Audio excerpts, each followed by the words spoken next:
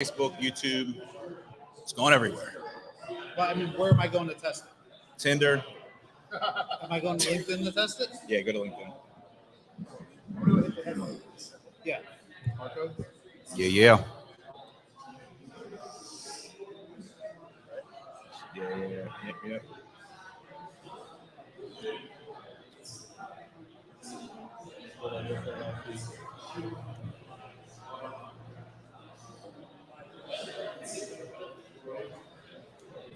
It's on the event.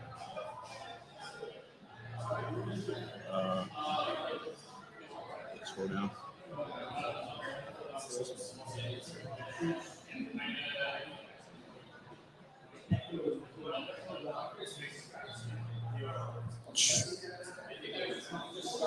Is this happening now? Event link. Here we go.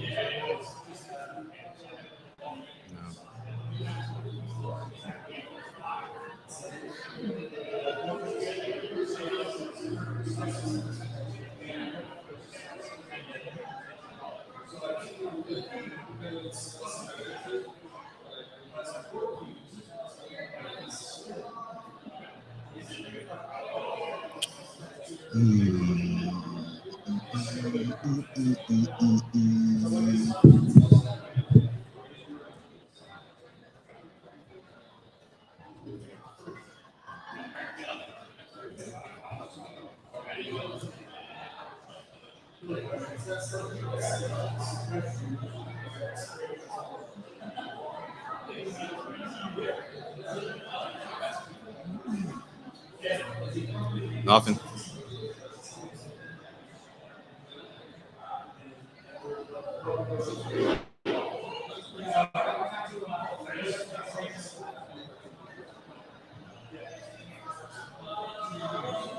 If you look straight that way, you'll see something really nice coming in the door. Keep looking. They coming in here? There you go. You're done. You just missed it. Then you looked away. No, there's another view. Nah. Nothing. There's nothing, dude. I mean, look, it says it's streaming, dude. What's the stream URL? Yeah, look, dude.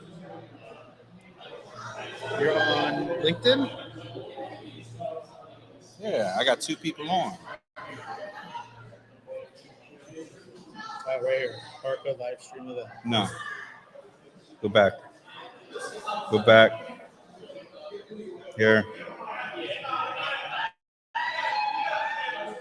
Boom. Hit that. All right. I think we're good. Yo, Josh Marpet, what's up, buddy? LinkedIn user, what's up, buddy? All right.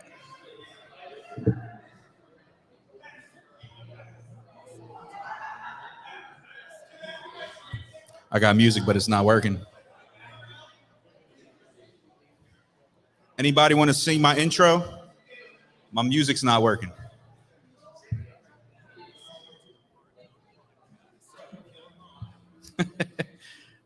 ID10T, what's up?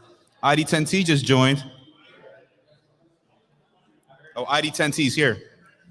There's like 10, 15 seconds. That's fine. You're saying it's Oh, okay. Oh, you can hear it? Yeah, I can hear it. Okay.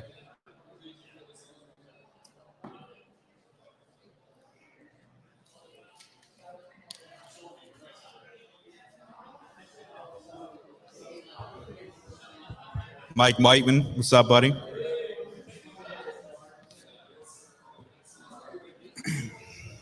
All right, we're going to get rolling in like 3 to 4 minutes.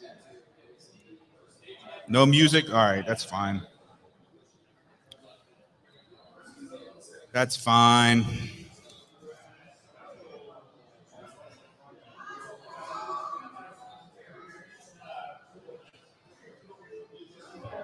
You're listening to the BarCode Podcast with your host, Chris Clanton.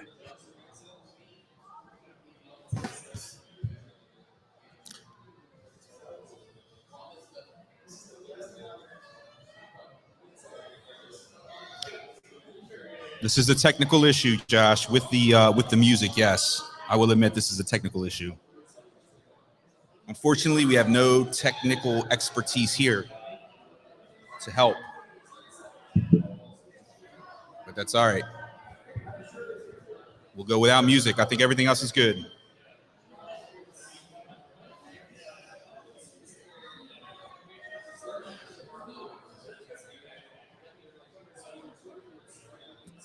Josh, you need to come up, man. You're not far.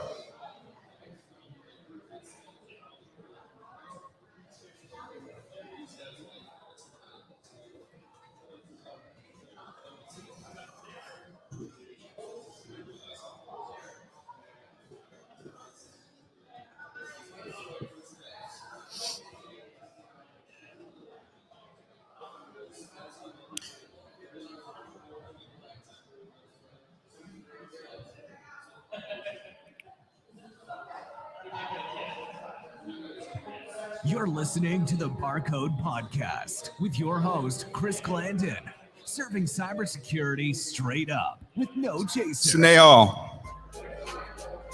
T-minus 1 minute. Well, no, finish.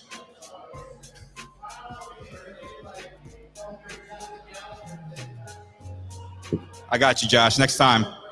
I hear you, man. I hear you.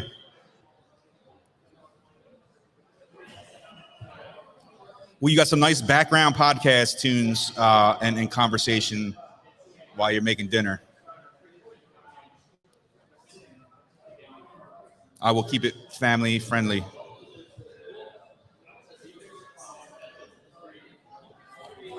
As much as I can. I'll try my best. Can everybody see my Sixers hat? Make sure we can see the Sixers hat. It's right here. Going for a win tonight. Going for a win tonight.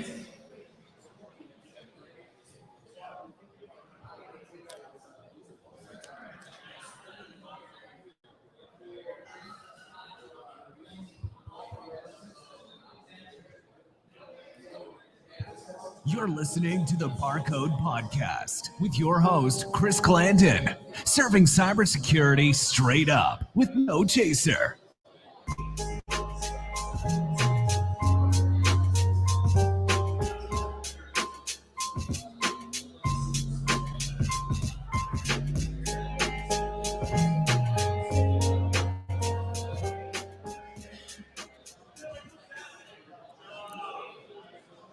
All right, Josh, am I froze?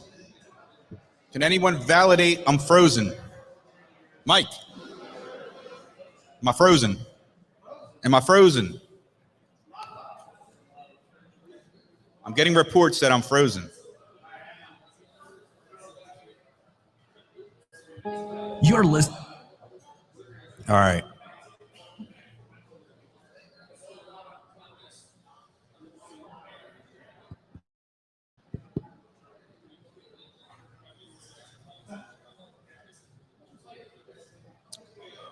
Josh, I'm on some very bad cell phone tethered Wi-Fi here.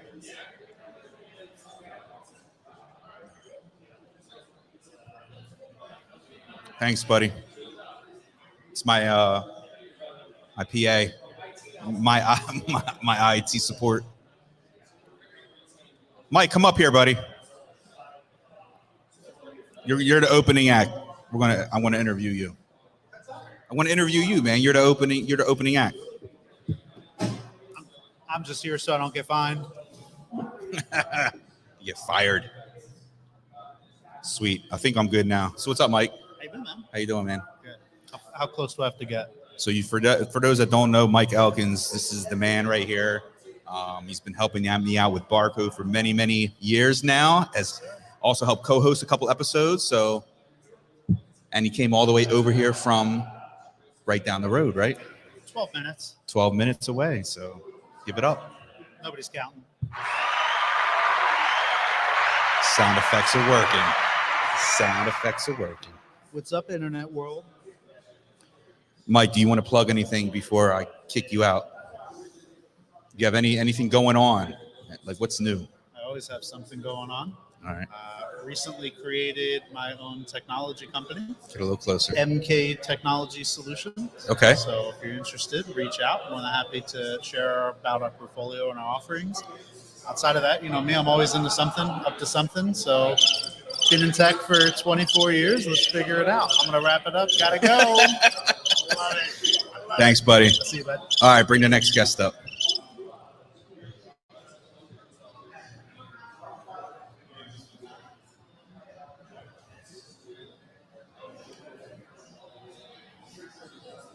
All right, next up, it's time. All right, give me a mic check. How's that? Can you hear me? Can everybody hear him? Can you hear me okay back there? Do we need to Shamim, boost you? you got me? Can you hear me? Online, can we hear Snehal? Are we good? All right, I think we're good. Yes, no. Yeah. James, can you hear me back there? Oh. How's If that? not, I can boost you. Let me boost you. Let me boost you up. How's that? Can you hear me now? Turbo boost. All right. I got the thumbs up back there. All right. We're going to blow the roof off. That's a Let me cool go watch. back. Oh, thanks, man. I'm still learning how to use it, as you can see. All right. So Snehal Antani is co-founder and CEO of Horizon 3, a cybersecurity company using AI to deliver autonomous pen testing. Prior to Horizon 3, Snehal served as the first CTO for the joint. I think I turned you up too loud. For the Joint Special Operations Command, JSOC. As a member of the commander's executive team, he led AI, innovation, and digital transformation initiatives for the command. Prior to serving within U.S. Special Ops, Snehal was CTO and SVP at Splunk and held multiple CIO roles at GE Capital. Snehal, welcome to BarCode, my friend. Awesome. Excited to get going. And I got a good beer here too. Awesome. It looks like you're fully loaded, so you should be good to go. Yeah. So straight from San Francisco to the BarCode. I love it. Yeah. I love it. You enjoying your time here so far? I am. I'm just surrounded by 76ers fans. I don't know what to do about it. You can wear this if you really want to. We'll wear it at the end. I'll celebrate. It's a very critical game tonight, so I understand. Are you originally from San Fran? No. So I was born and raised in Nashua, New Hampshire. So middle class, publicly educated, didn't go to Stanford, didn't go to IIT, didn't really fit in the Silicon Valley culture. Born and raised New Hampshire, went to college at Purdue, ended up in San Francisco 6 years ago. Awesome. So Purdue, so you got to see Tom Brady, I read. Tom Brady played Drew Brees. Yeah, my freshman year, I saw Tom Brady play Drew Brees. Purdue was up, final drive of the game. Tom Brady gets the ball, marches it down the field, gets a touchdown. Michigan wins by 6. Or Michigan wins by 1, sorry. Classic Tom Brady.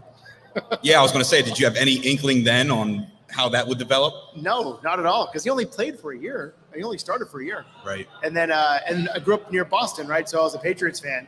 We see him get drafted at 199, and we're like, okay, what's he going to do? Bledsoe. I saw that bum play. Yeah, and then Bledsoe gets crushed, and then Brady comes in, and I think they're renaming the Super Bowl to the Tom Brady Invitational. That's what I heard. That's the rumor, at least. Makes sense. All right, so let's shift over to your experience then, your professional experience, your professional background. How did you get into security? So it's a funny story, and when I had to get my security clearance, there's a question: have you ever committed a computer crime? Not in the last 7 years, ever. And that led me to have to tell this story of when I was 12 years old. At the time, Bulletin Board Services, you can get a variety of hacker toolkits. Find myself with an AOL toolkit that allows me to phish chat rooms for user IDs and passwords, allows you to punt people. And that became kind of my first foray after the Anarchist Cookbook experience that I had, downloading that stuff. And that was around the same time I discovered the 2600 magazine. So I'd go to the bookstore at Barnes & Noble, which was really our high-end public library because you never actually bought books. And you go read 2600, and you read these crazy stories. and I got access to this AOL attack toolkit, and I learned how to fish for passwords, because at the time you had to pay for online internet, 30 hours a week, 40 hours a week. But if you fished the right chat rooms, you had about a 30 or 40% success rate of people giving you their password. And then I logged in and had free internet. Even though we had our own, it was just more the sport and process of learning how to do this. So I was 12 years old. So the statute of limitations has long passed. And I was a minor at the time, if the government's listening. And I got to learn quite a bit. And that was after. Do we have any government officials here on site? Not anymore. No. But I literally had to write and admit this on my security clearance forms, because that was the question. So I had like a 2-page explanation. And that was after my dad, who's an electrical engineer, taught me how to hardware hack. So he had toys that were broken. He would teach me how to fix them. So I've been into tech since I was 6 years old. Wow. So your dad was in the tech field as well? Yeah, he was an electrical engineer. Okay. And still is an electrical engineer to this day. That's awesome. Yeah. That's awesome. And you can be his security consultant, or did he ever go down the security path with you? No, and he never did. And in fact, the pretty typical immigrant story. So my dad came to the U.S. in '68. He was a grad student doing his master's degree here. Okay. Worked as a plastics grinder to pay for tuition. His job was to clean the garbage truck at the end of the night to get some money to pay for tuition. And he never got into security, but he was electrical engineering, mechanical engineering, a little bit of computer science. But he told me when I was little that as I learned to code, he's like, I could never code, is what my dad said. I was a hardware guy. I could never write code. It never made sense to me. And so he got me down the hardware path, and I flipped over to the software side of the house. Gotcha. Which led you to IBM. Yeah. So Sorry, take a sip of your drink. no. Actually, there's a better. I ask quick questions. There's a couple of better stories. So I'm just trying to think of which ones won't get me in trouble. But here I am at Purdue, and thinking, I did an internship at IBM. How do I figure out how to make money and not have to work? Kind of everyone's dream. Yeah. And I got into studying finance and stocks and day trading. And I said, all right, how could I make $100 a day? So if I make $100 a day, that's enough as a college student to like pay for food and fun and so on. I said, well, if I could buy a stock at one price and then sell it for just $100 more in total return, cool, I just made $100. And I started thinking about day trading, high frequency trading. I ended up using computer science, as this horizontal platform or skill that allowed me to do a bunch of research on stocks and day trading and stock picks and so on. And from there, I ended up building a stock trading platform as a sophomore, junior at Purdue. Wow. And I used that to start to enter stock trading competitions. So here I am, junior year, you enter for free, and the winner of the competition over like a weekend as they simulate data and whatnot gets $1,000, $5,000. And so I ended up writing these algorithms to buy and sell stocks. And at first I sucked, but I started winning stock trading competitions along the way. Started getting like $1,000 from here, $5,000 from there. But I was broke. Like I had no money to do it for real in the real market. But a person at the Purdue Business School saw this, like I think it was like a Purdue CS kid was part of my handle for these competitions. And he tracked me down and figured out who I was that was winning all these competitions, hooked me up with the investment club, and they gave me a bunch of money to go trade on their behalf. So my first time making money with software and computer science, yes, I was an intern, but the fun part of it was writing algorithms to trade stocks and then using other people's money to get a little cut for myself. And that's where I realized that writing code is a tool. It's a horizontal skill, and I can apply it to trading stocks. I can apply it to hacking, systems. I can use it to whatever I wanted to go off and do. And it completely changed my point of view on the role of learning how to code, because it was a toolbox I could apply to any problem I cared about at the moment. Yeah. Wow. Yeah. That's amazing. And here I was winning beer pong competition. Yeah. It's not the same. Hey, we all have different different skills. I will tell you. So my sophomore year at Purdue, I'm not sure my parents know this story. Once again, you're broke. You're trying to figure out how to make money, and we started throwing parties every Thursday, Friday, Saturday at this townhouse at Purdue. Okay. And then we made money off of throwing parties. Just people would buy beer and jungle juice and cover so on. charge, right? Well, on the cover charge. But all the fraternities got busted for partying too hard in first semester, so they all had to go dry second semester. So I went to the top 3 fraternities, Sig Eps, Tri Delts, and Sigma Chi. And I said, hey guys, why don't you do parties as a service and outsource it to me? And so I sold them the original pass. Yeah, I sold them a subscription service to parties where as long as somebody in the group had a wristband, like red was for Sigma Chi, blue was for Tri Delts, and green was for Sig Eps or whatever, as long as somebody had that band, they could come in and drink for free. And I just charged them a monthly subscription for the number of bands that they had in their house. That's awesome. It was parties as a service. So I've always had That's this awesome. hustling entrepreneurial bone to just figure out how to do it. I got a lot of that from my dad because he just figured out how to do whatever jobs he could to pay for school and get the job done. Then you were hooked. I was hooked. So, all right, I'm going to shift gears a little bit. We're going to get into decoding the color purple, purple teaming. And to decode the color purple, we need to first decode 2 other colors, right? We got to look at red and blue.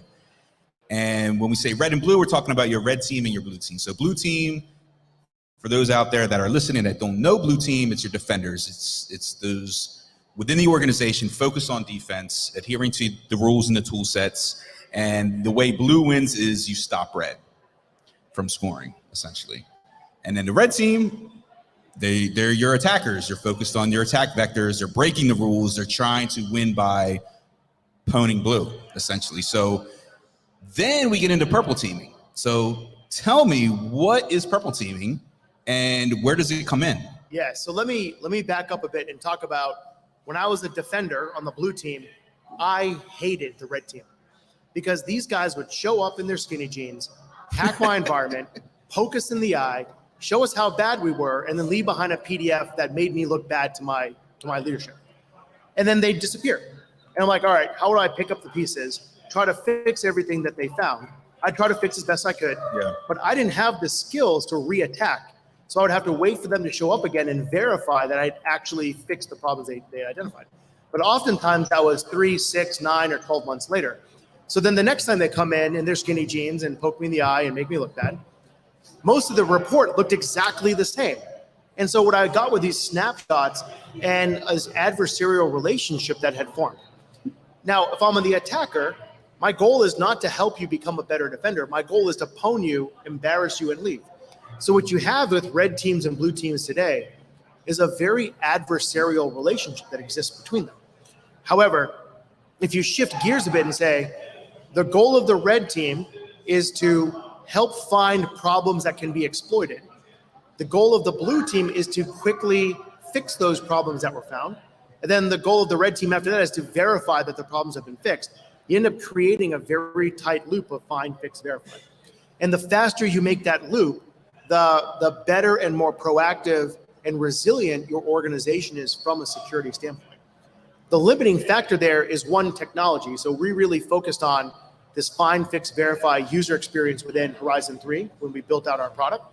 But the other part is culture, where you break this adversarial relationship down and it becomes collaborative, proactive, systems hardening, and cyber resilience. Gotcha. So for me, purple teaming is the red and the blue team working together to fix problems before the bad guys show up. And that's much more a cultural problem than it is a tools issue from my experience. I see. So the major blind spot in today's traditional red and blue team comes down to the collaboration, essentially. Yeah, collaboration and frequency.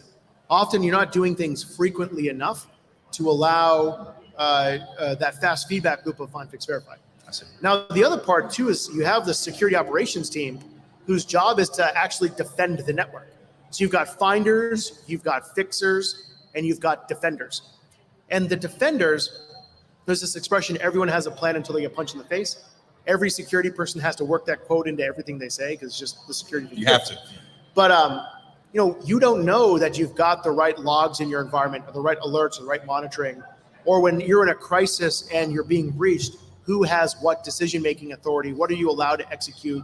What commands can you do to stop the attack? You don't know any of that unless you've actually gone through a breach or you train like you fight. And one of the things I picked up working at JSOC was in the military in general was how important it was to train like you fight and experience the real thing. If you played football in high school, Friday night was game night. Thursday was light pads walkthrough to understand like final bits and pieces of the offense and the defense. But Tuesday was full pads, full speed, because you had to get hit. You had to know what it was going to feel like in the game.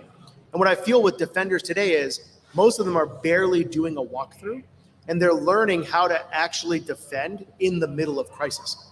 And you want to use a pen testing platform like us as that sparring partner for the actual defenders, so they can build that muscle memory and train like they fight and actually be prepared for when they do have a real attack. They know what they do, and there's no ambiguity or uncertainty of who has what decision to execute. Gotcha. Okay. And so when you look at the term purple team, are you saying purple team would be a singular team, or are you referring to purple team as a combination of red and blue? Like how structurally would an organization, implement this type of methodology? It's a great question. So I personally went through this, and I made a couple of mistakes along the way. At first, I had the red team in one place, the blue team in another, no real feedback loop between the two, and it remained adversarial. The next thing, however, that I did was I put them in the same room. And I said, you guys are going to sit side by side. You might be across the table like Battleship. And actually, that's how we ended up settling down, where just like you're playing the game Battleship with your friends or your kids. Yeah. Where the red team attacks, the blue team says, I saw you do this, blah, blah, blah. And the red team says, oh, that's great, but I also did this over here. It's like, oh, crap, I didn't see those logs. Oh, wait, we're not ingesting those logs. Or that Splunk forwarder or TA isn't actually working. And you end up in the same room, Battleship style, red team, blue team, working together to harden their environment. And I found that to be the best model, where you don't have to have the same manager, but as long as you're in the same room, collaborative, and then same measurement. Their measurement was how quickly they fixed critical findings was the primary goal. Not how many findings you got, how quickly did you find them, and then how frequently did they reoccur because we had some breakdown in an upstream process. Gotcha. Yeah, Josh Marpet on LinkedIn says purple team is the cooperation of a red and blue team together. So I think mirroring exactly what you just said. Yeah, for sure. That guy hacks. He does. I know him personally.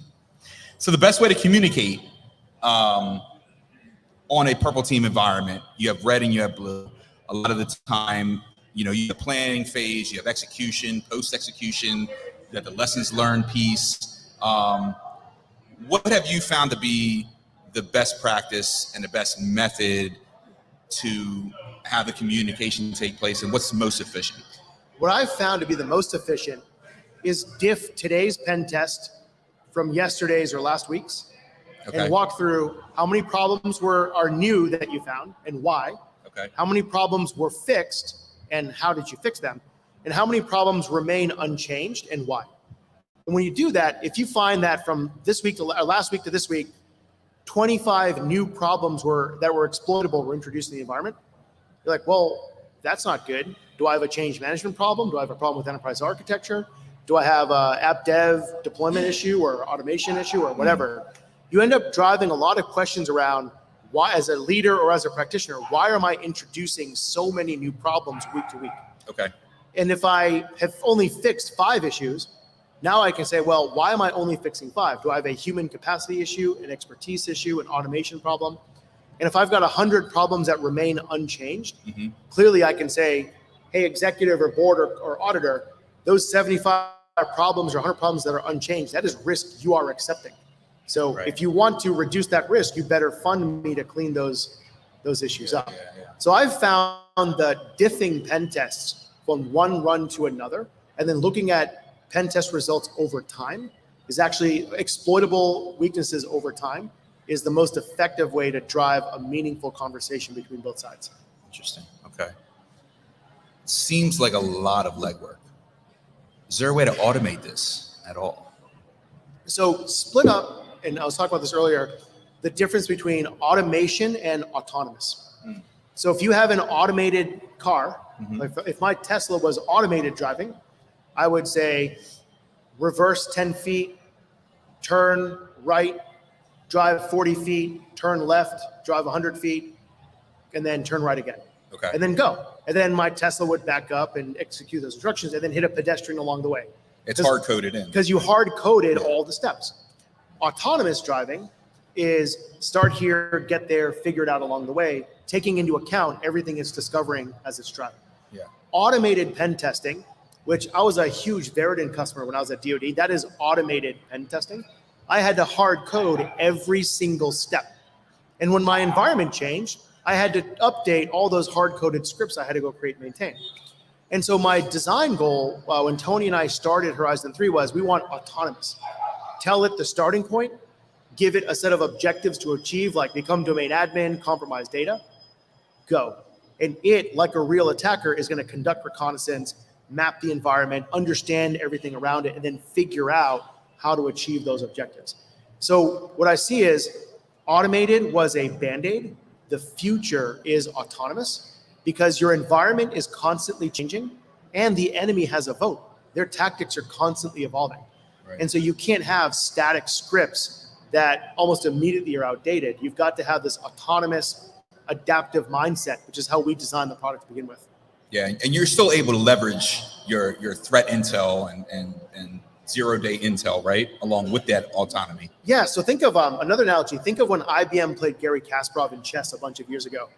IBM didn't hard code 40 million chess games and say, oh, Gary must be playing game number 12. They looked at every piece on the board and determined the next best action to win. So our entire architecture is next best action. Based on what I see is the next best action maneuvering to the printer, the router, or the television. Well, that decision is based on what are the exposed services? What's the historical probability of success of compromising that thing? What's the likelihood of getting caught? And for adversary emulation, it's, and what is the next best action that APT 29 would likely have taken? That just becomes a parameter in deciding the next best action for what you're trying to achieve. Yeah.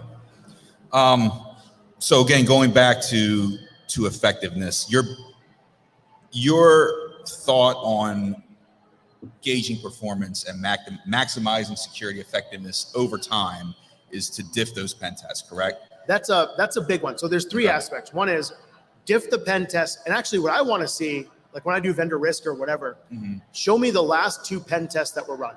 And what I care about is not how many problems were found, but how many problems were found in the first pen test that are still in the second pen test. Okay. That's much more telling about the health and hygiene of an organization and security posture than a single vulnerability scan or whatever else. That's kind of number one. Number 2 is when you run the pen test, how quickly did the defenders actually detect your presence? We were working with a hospital where we ran the pen test, or they did a self-service pen test. It took Dell SecureWorks 7 hours to detect our presence. Their SLA was 5 minutes. And so now here is true data that says, why did it take you so long to detect them? You're clearly not doing your job. So the next thing I look at is your detection time. How quickly can you detect us? And then the third thing I look at is your remediation time. How long did it take to fix the problems that were found? Gotcha. And I view those in every job where I've had security as part of my responsibility. I've looked at how quickly or how often, how long do you allow issues to linger? How quickly do you detect, and how quickly do you actually fix? So talk to me about Horizon 3. Talk to me about a little bit about the platform, when it was founded, and how you guys can address this. Yeah, so I've been thinking about this problem for a long time, which was I want to be able to look at anything, a car, a satellite, a laptop, a television, a server, and in a couple of clicks, pwn it. Like that's what I want to get to. And how do I do it? And I've got some funny stories around learning how to Bluetooth hack, and then actually I'll share that in a bit. But this whole idea that attackers don't install agents everywhere. Attackers don't have, that level of cheating and knowledge. They come in blind and they figure it out and they still win every single time. And what is it that they're doing? And so I had a lot of exposure to the real offensive side of security. And you learn a lot about they are adaptive, they are automated, approaching autonomous, and a whole bunch of other factors. And so I looked at that as a best practice on the attack. And this is, quote, attackers think in graphs, defenders think in lists. I said, all right, how do I look at my environment through the eyes of the attacker, which is really a network graph or a cyber terrain map? And from there, how do I figure out the various paths or ways an attack could occur?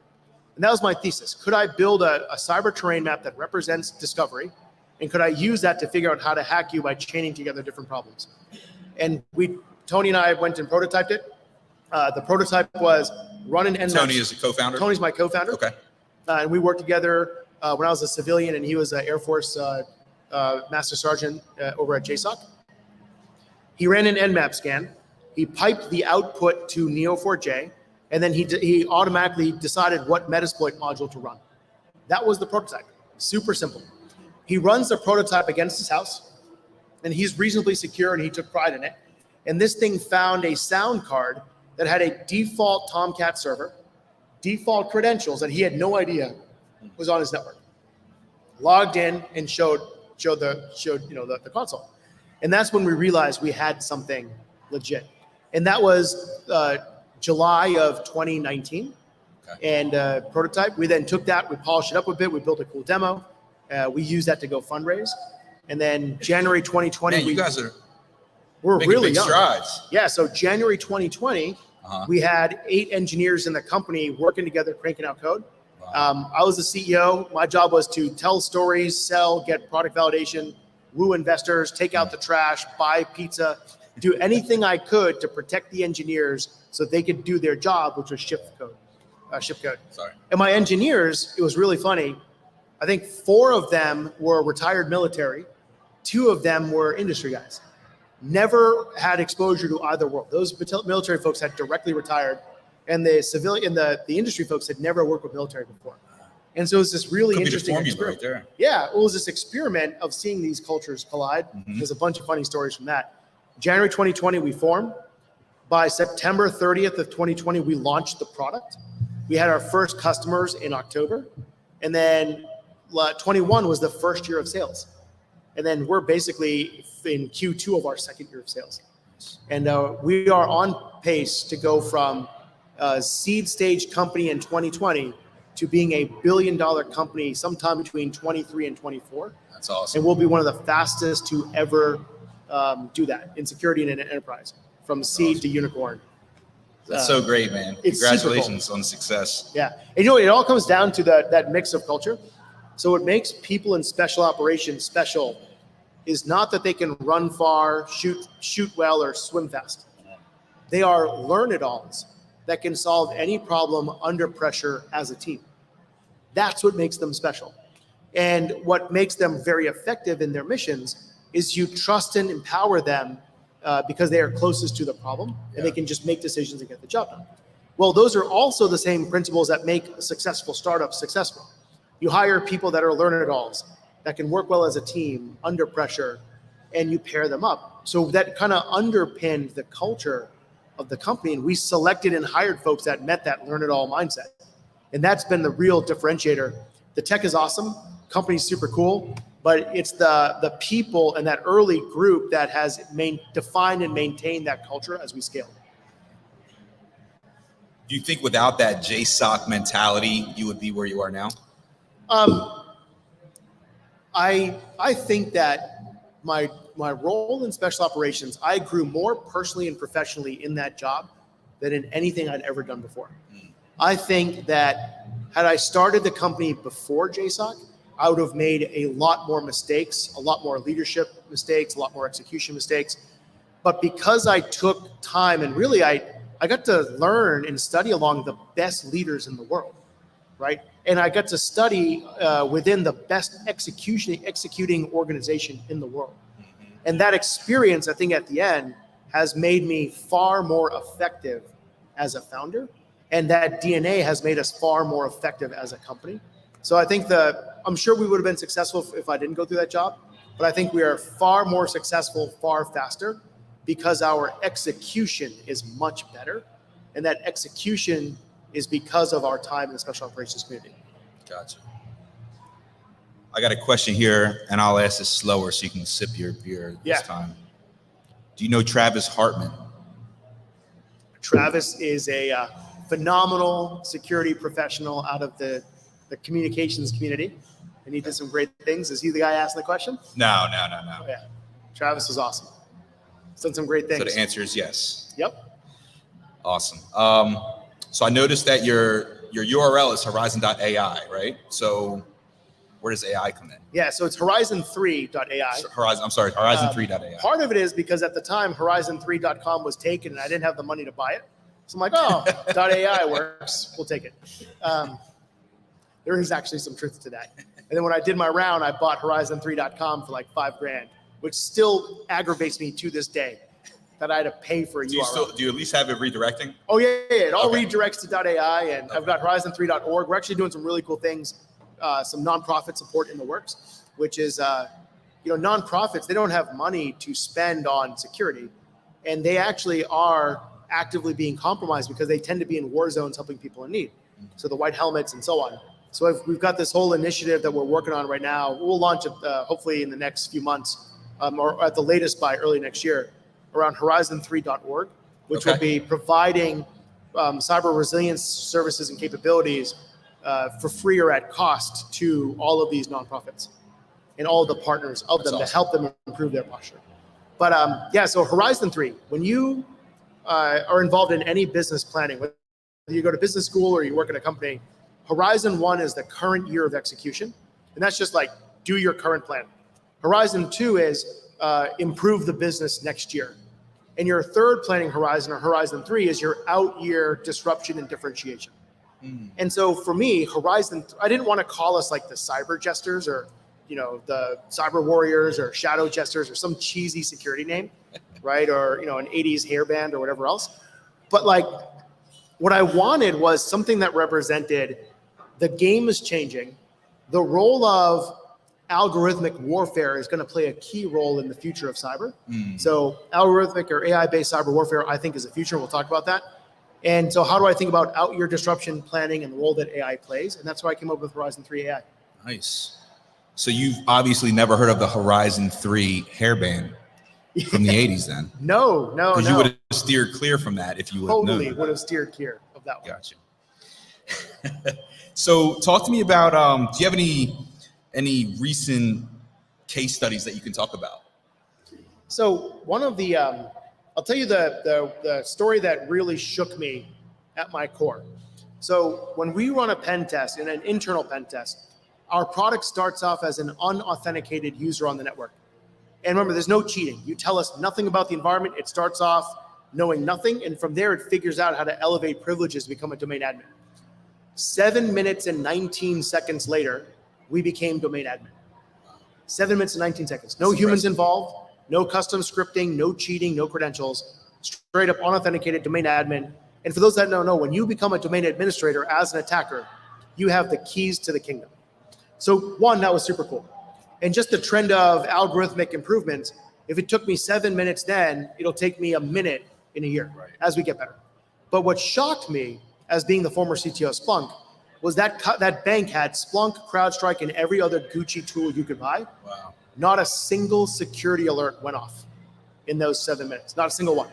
These guys had spent millions on security tools, yet they couldn't detect any sort of attack in our ability to chain credentials and misconfigs and so on to become a domain admin. And what I realized is we don't have a tools problem in security, we have an effectiveness problem. Focus on improving your effectiveness first. Don't buy another tool except Horizon 3. Don't buy another tool and focus on getting the basics right and use us as that sparring partner to prove you've got the basics right, and then layer on additional tools, because most of those security tools weren't designed to work together. They're all crazy expensive. There's a lot of configuration that's easy to make mistakes around. And therefore, attackers know this and they attack at the seams. Yeah. And that's just the reality. So that was my big epiphany. Yeah. From there, focus on effectiveness. The future of cyber warfare will be algorithms, fighting algorithms, running at machine speed with humans by exception. I'm convinced of it. Because if it takes me a minute to compromise your environment as an AI attack algorithm, there's no way a human defender in 1 minute or less can characterize the threat, decide to take action, get approval to do that action, and then run either a manual or automated script to get it done. Right. In that scenario, humans become the bottleneck. And so what you have to build is a model where it's humans by exception. And I think that's the future. And we're at least the good guys attacking with algorithmic warfare, but we know the bad guys are doing it. Ransomware is already shifting from automated to autonomous, and it's only going to get worse. And this is what I think is going to happen. I think the bad guys will embrace autonomous attacks or algorithmic attacks far faster than defenders can improve their effectiveness. And things are going to get way worse, and then it's going to be a shock to the industry, and then suddenly we'll be able to improve the defensive side to keep up.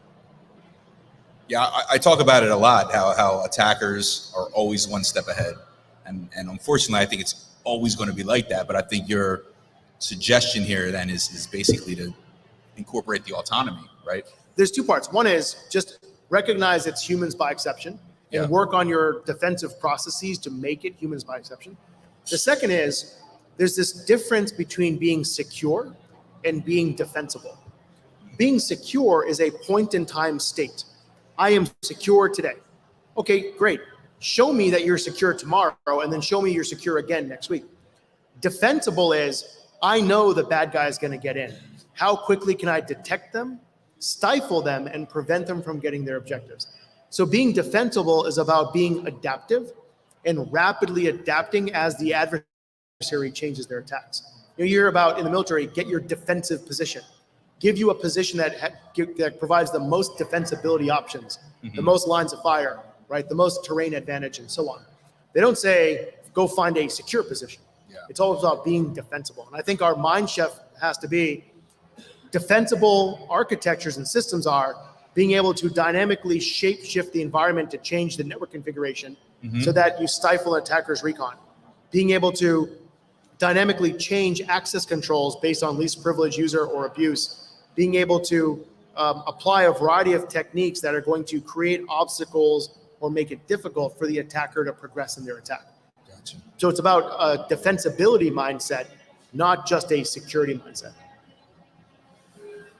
All right. So if I'm an organization and right now I'm colorless, I'm a blank slate, I have nothing on the canvas, and I want to build out this team.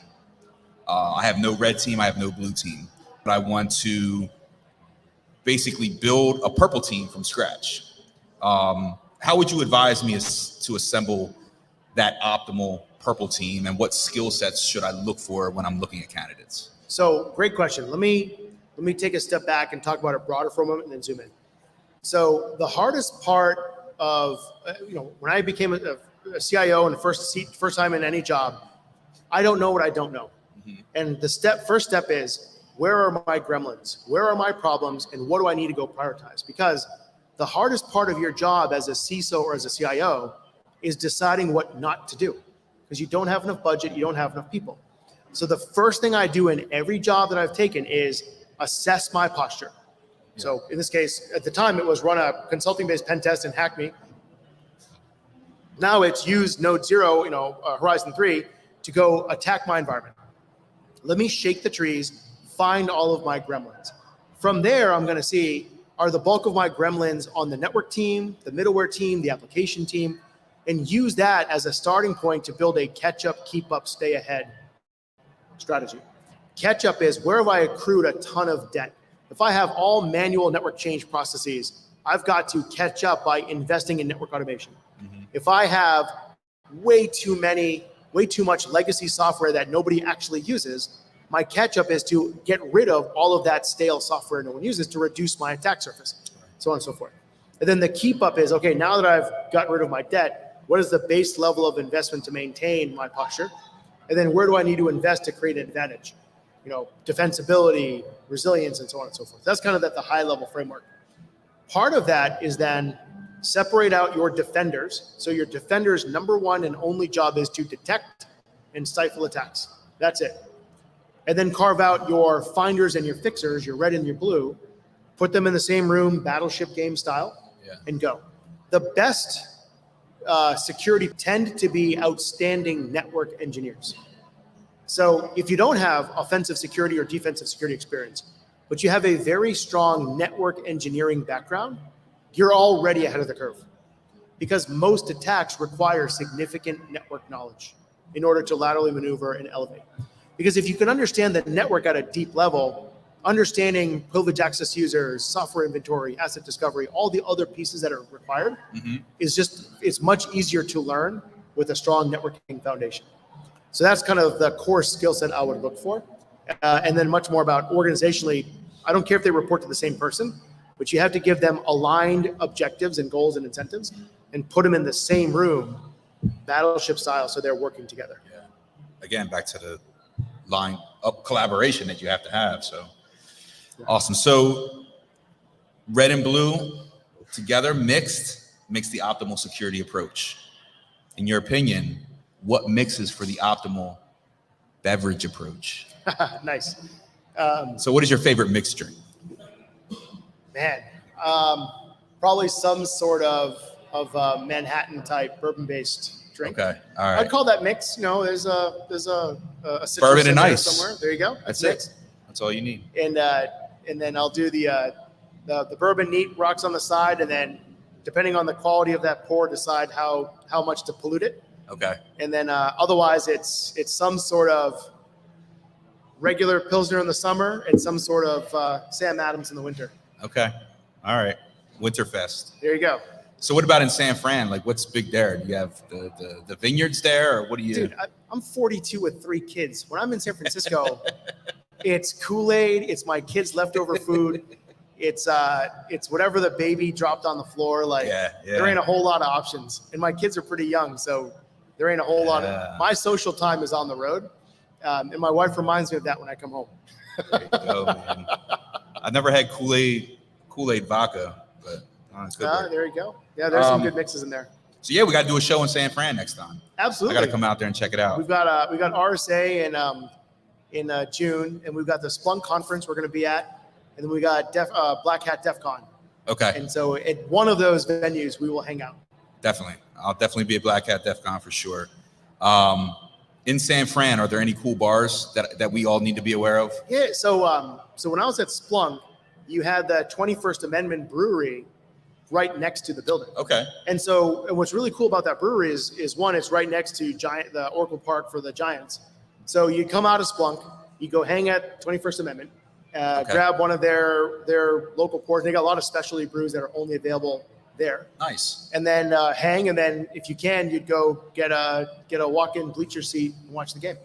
Awesome, and that was a pretty fun experience. Yeah. Last call. I just heard last call. You got time for one more? Yeah, let's go. All right. If you opened a cybersecurity themed bar, what would the name be, and what would your signature drink be called? The drink would be Go Hack Yourself. I think that would be a fun drink. I think so. It just wrecks you. Oh, yeah. In every way you could possibly imagine. Yeah. And self-inflicted wound. Self-inflicted pain is how I describe the Go Hack Yourself. Man, I kind of feel like as the name of the bar is always a tricky one, right? Yeah. Because you could be inspirational and snobby and super classy and whatnot, but that's going to attract the wrong kind of crowd. Yeah. Like you want the sleeves rolled up. Yeah. You don't want the security crowd. You don't want the skinny jeans and rhinestones. No. Like you want like something. How about totally skinny? How about skinny jean team? Not allowed. Yeah, exactly. Yeah.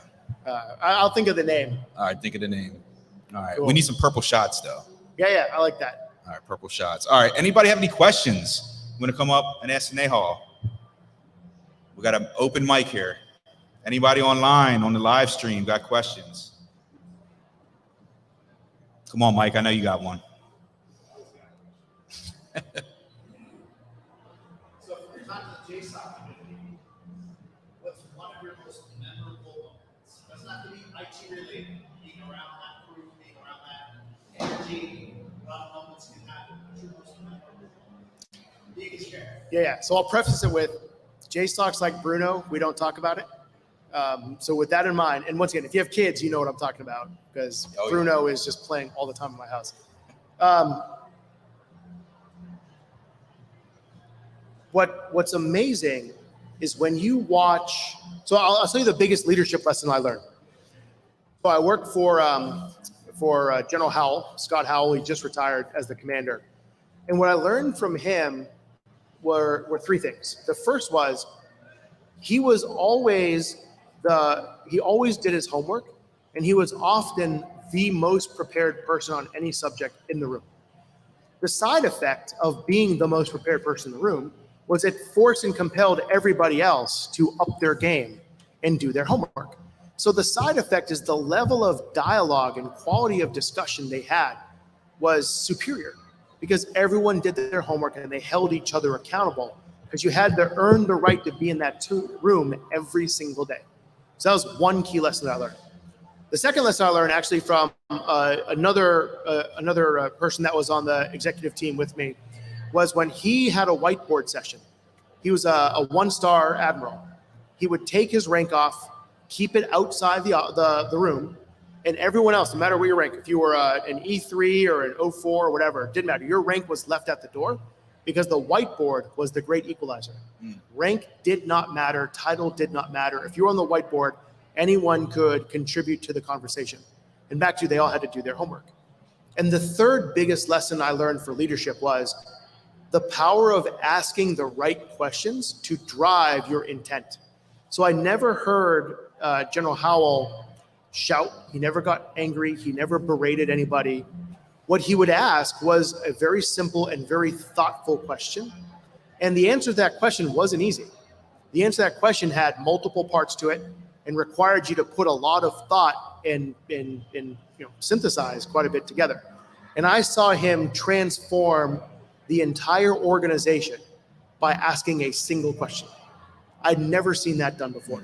And so do your homework, be the most prepared person in the room, and earn the right to be on the team every day.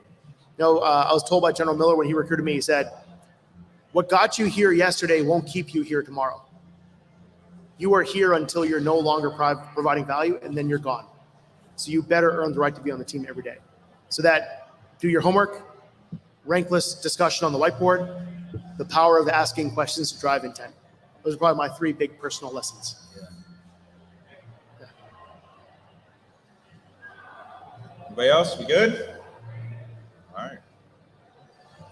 Snehal, Antani, thank you so much. All right, man. Appreciate it. Before Likewise. you go, let everybody know where we can find you online. Yeah, so Google Horizon3.ai, you'll find us.